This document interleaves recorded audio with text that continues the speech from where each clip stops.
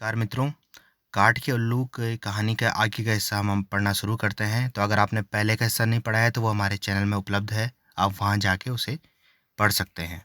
तो चलिए अब कहानी को आगे पढ़ते हैं। अगर तुम चाहो तो एक ऐसी गाय और भी मेरे पास है, वो 6 बाल्टी दूध देती है। 6 बाल्टी? दिखाओ भाई, अगर पसंद आ गई तो वह भी खरीद लूँगा। अच्छा तो फिर करो एक आंख बंद। क्यों, गाय नहीं देखनी क्या? कुछ भी न समझते हुए आयाराम ने अपनी एक आंख बंद कर दी। अब देखो, एक आंख से कितनी गाय दिखी? एक। दो आंखों से कितनी दिखेंगी? दो। एक गाय तो तुम खरीद ही चुके हो, अब इस दूसरी के दाम निकालो, पूरे 250 रुपये। तो दोनों गायें मेरी हुई।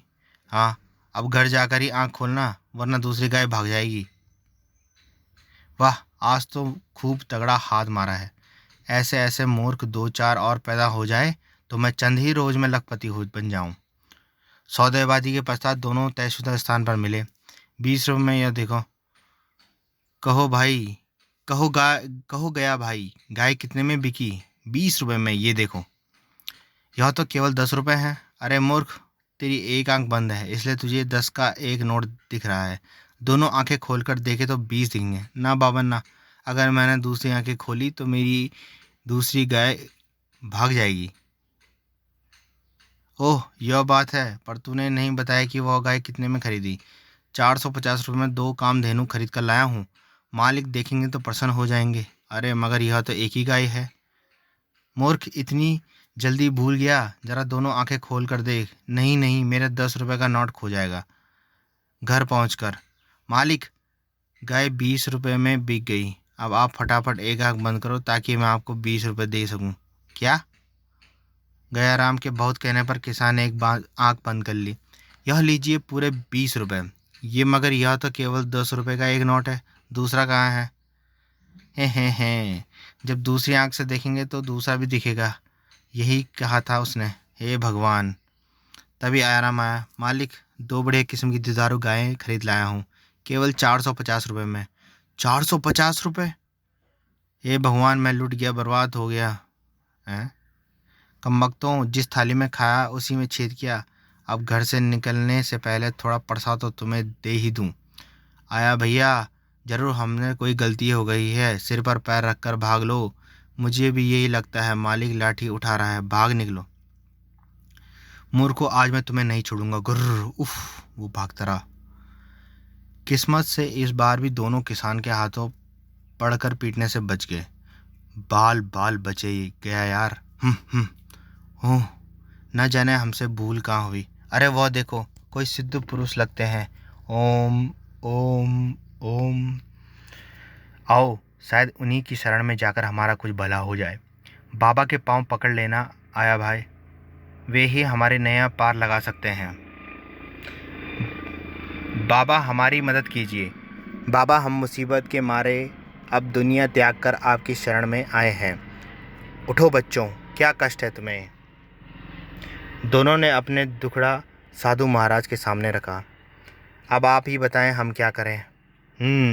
बातों से तो निपट मूर्ख प्रतीत होते हैं, लेकिन फिर भी मुझे मनुष्य के प्रति एक मनुष्य का कर्तव्य निभाकर उन्हें कोई सीधा सच्चा मार्ग बताना चाहिए।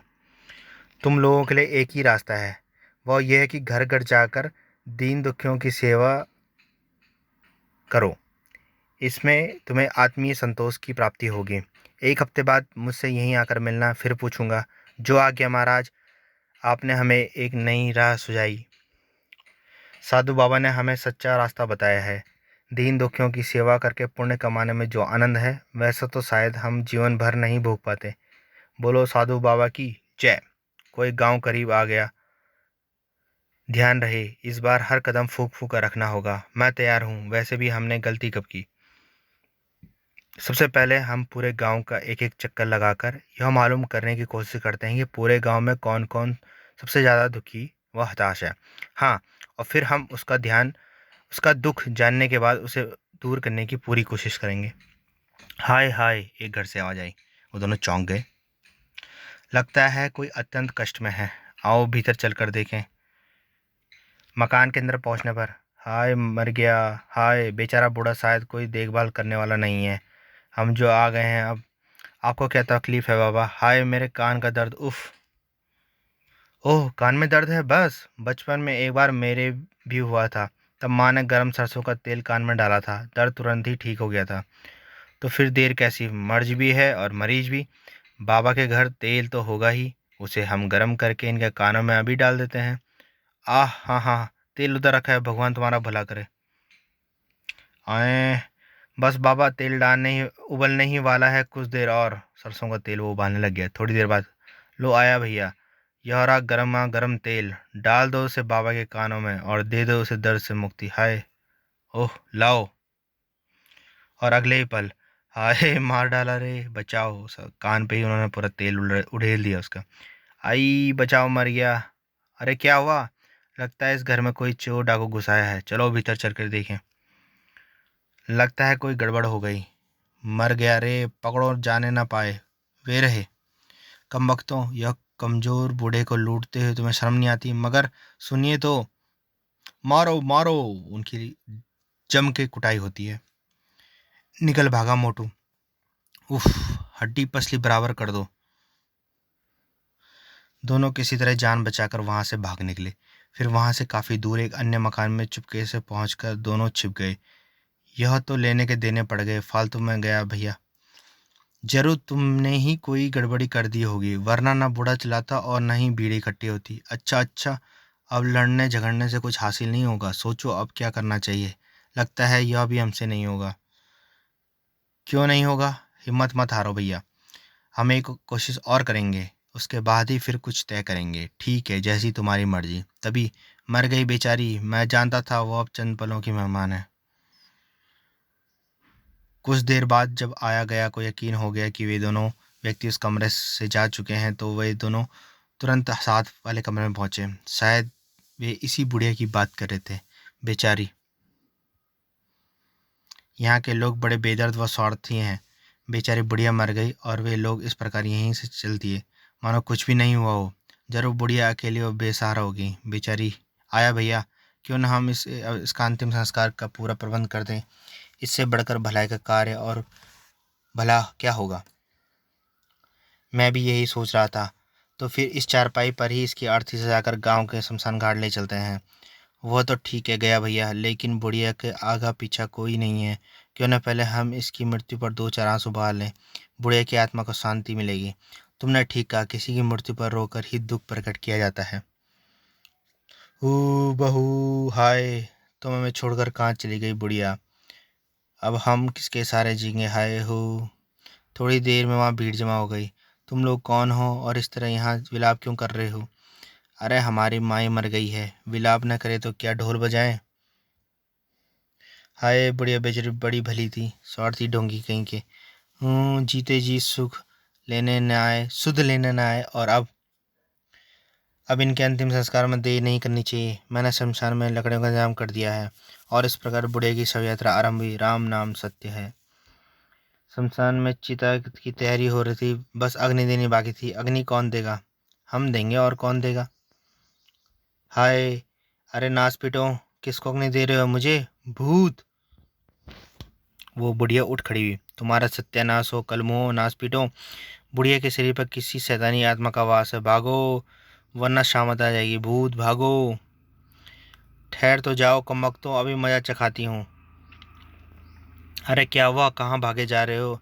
तुम भी भागकर अपनी जान बचाओ। मूर्ख बुढ़िया करके मर के भूत बन गई है क्या? क्या बकते हो? वो मरी नहीं थी, सिर्फ बेहोश हुई थी। मगर तुमने ही तो घर से निकलते वक्त कहा था कि बेचारी मर गई है। ओह, अब समझ में आया। अरे मूर्खों, मरी तो उसकी प्यारी मैना थी, जिसे वो बहुत चाहती थी। उसकी मौत के गम में ही वो बेहोश हो गई थी। हम वैद्य जी को बुलाने गए थे, मगर वापस लौटे तो तब तक बुढ़िया भी वहां पहुंच गई। अभी बुढ़िया जीते जी जला दी जाती। यह सब इन्हीं की मूर्खता का परिणाम है। ऐसे मूर्खों का गांव में रहना हानिकारक है। हाँ, इन्हें अभी गांव के बाहर धकेल दो। मगर मगर हम तो वो बोल न गया। हम तो दीन दुखियों की सेवा के लिए इस गांव में आए थे। बाज आए हम तुम्हारी सेवा से पहलवानों। अब देर मत करो, इन्हें तुरंत गांव की सीमा पर फेंक जाओ। खबरदार, जो अब गांव के भीतर कदम रखा, हड्डी पसली एक कर देंगे। घुर्र! और उन्होंने उन्हें गांव के बाहर पटक दिया। दोनों गिरते पड़ते जंगल में उसी साधु के पास पहुंचे। बाबा, हम फिर गांव से धकिया दिए गए, राह दिखाओ, हम पर दया करो, उठो बच्चों। इनका सबसे बड़ा दोस्त है इनकी मूर्खता। अगर मैं इनकी मूर्खता दूर कर सकूं तो इनका बड़ा पुण्य और भला क्या होगा। सुनो वत्स, तुम्हारी व्यथा मैं समझ सकता हूँ। अब एक ही रास्ता है, भगवान की भक्ति में मन लगाओ। तुम इस पत्थर को भगवान समझकर आराधना करो, एक दिन ये वह अवश्य तुम्हारी सुनेगा। आप धन्य हैं बाबा, आपने हमें सच्ची राह दिखा दी। तथास्तु। अब तो हम भगवान का सिंहासन डगमगा कर ही दम लेंगे। हमें आशीर्वाद दीजिए। मेरी सुन ले दीन दयाल, अकल का भर दे तू भंडार, अब तो रास्ता दिखा मुरली वाले नंदलाल। काफी समय तक दोनों बड़ी ही एकाग्रता के साथ भगवान की भक्ति में लीन रहे, परंतु एक समय ऐसा भी आया कि कमाल है, भजन गाते गाते हमारा गला पिलपिला हो गया है, परंतु ये भगवान सुनते ही नहीं। शायद भगवान एकांत प्रिय हों। हमें अपनी समस्या भगवान के कानों में गुपचुप कहनी चाहिए। हे प्रभु, अब हमारी विनती सुनो, हम पर दया करो। कमाल है, यह पत्थर तो कुछ बोलता ही नहीं। लगता है साधु ने हमसे पीछे छुड़ाने के लिए ही यह पत्थर हमें सौंप दिया है। उस पाखंडी साधु की इतनी हिम्मत, उसने न केवल हमारा ही बल्कि भगवान का भी मजाक उड़ाया है। चलो चलकर उस धूर्त की खबर लेते हैं। ओह, दोनों मूर्ख लौट रहे हैं, शायद अब मैं अपने प्रयास में सफल हुआ हूँ। वह रहा। आओ बच्चों, कहो मन को शांति मिली या नहीं। शांति? तुमने हमारे साथ धोखा किया, हमें भगवान के नाम पर ही वो पत्थर दे दिया। अब सजा भुगतने के लिए तैयार हो जाओ, धोखेबाज पाखंडी साधु। फटाक, और उसने पत्थर उस साधु के सिर पर मार दिया।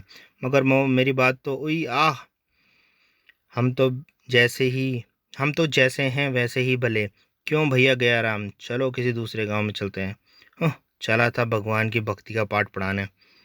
सच है, किसी विक्षिप्त को इलाज के बाद ठीक किया जा सकता है, किंतु किसी मूर्ख की मूर्खता को नहीं किया जा सकता ठीक। और इसी के साथ ये कॉमिक्स ख़त्म होती है।